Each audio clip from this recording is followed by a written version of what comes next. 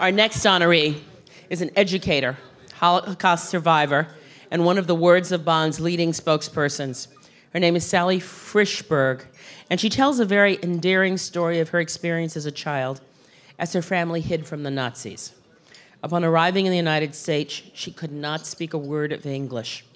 Sally learned English, became educated, and earned her teaching degree.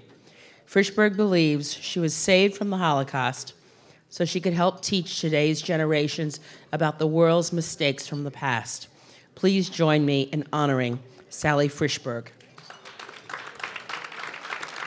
And I'm going to ask Poland Deputy Consul General Marcek Skolimowski to please join us as well.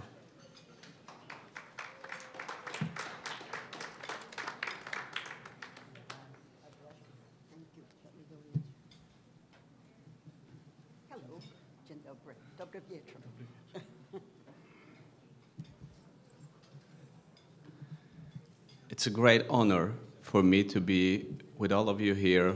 So thank you for the invitation extended to the Polish consulate. And Sally Frishberg reminds me my grandmother who died reaching 100 a couple of years ago. And she was my beloved mentor, the best friend. And she survived revolutions, 2 wars, post-war atrocities, Siberia for 5 years, and then 50 years of communism that we happen to have in Poland.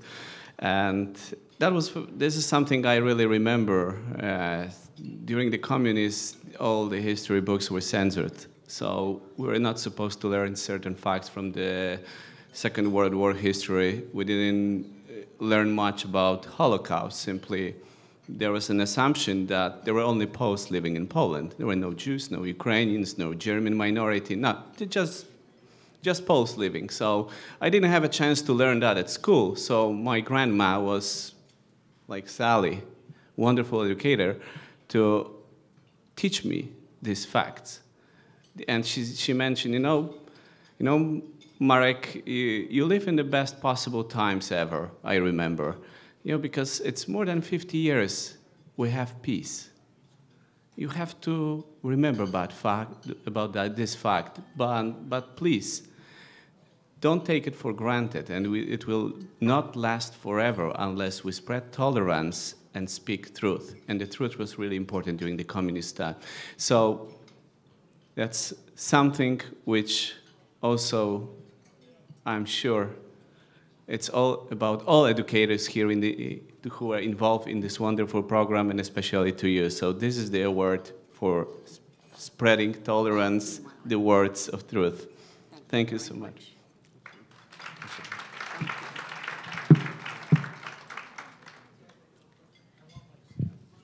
I am very honored to be here this evening, but I feel that the honor is not deserved. The people who deserve the honor for my being here are well remembered by me, and I'd like to acquaint you with them too, so you can think of them sometimes, be inspired by them, sing their praises to one and all. The world needs to know that there are such people as the people that I honor, because of whom you are honoring me.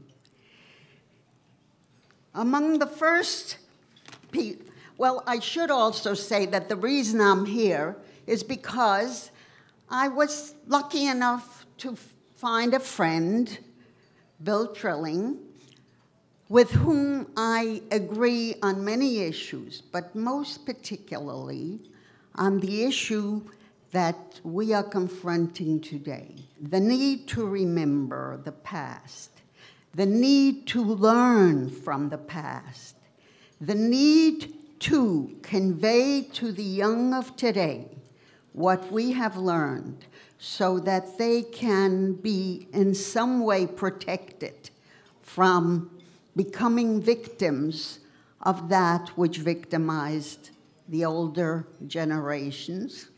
And I am among the youngest of my community who was so dreadfully victimized, and you are the descendants in many cases of those who were victimized too. But today, we are not victims. Today, we have the freedom to speak up and to act against the sort of dreadful things that happened before. And Bill and I also agree that the Jewish community and the Black community are particularly well-suited to teach of the evils that confronted our people, because we feel a common pain, the pain born of injustice. And we need to deal with that in every which way we know how. So naturally, I'm very happy and honored to be in your company.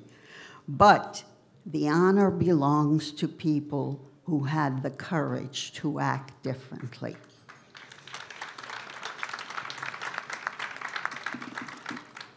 You know that I am a hidden child of World War II. And had it not been for the fact that there once was a German officer by the name of Herr Arnold, a Munich school teacher, who, when he became a member of the invading forces of the German army of my country, then Poland, and came to share the space in our home with us, because my little town did not have anywhere to let these officers have a bed. And so they became guests of the people of the town, and he became our guest. And he quickly learned that my father played a good game of chess. And those chess games led to a friendship between these two men, the provincial, inferior, if you will, Jew, and the sophisticated, superior, if you will, German. This man was able to rise above that teaching and befriend my father. And this was the first clue that we had of the fact that this was a war unlike other wars. That we, who were not at all involved, my mother, who was simply a mother and a housewife, we 4 sisters at the time, what did we have to do with war? And yet Mr. Arnold mentored and taught my father to see that which no one else saw, to see the danger on the horizon. And as a result of that teaching, my father began to examine things as they happened. And when in 1942, we Jews in Poland, in my community anyway, were ordered to the train station and told to go east where things would be better, my father said, no, we're not going to go. And my grandfather, who was an idealist, a man who believed that man was becoming ever better and better, said, why?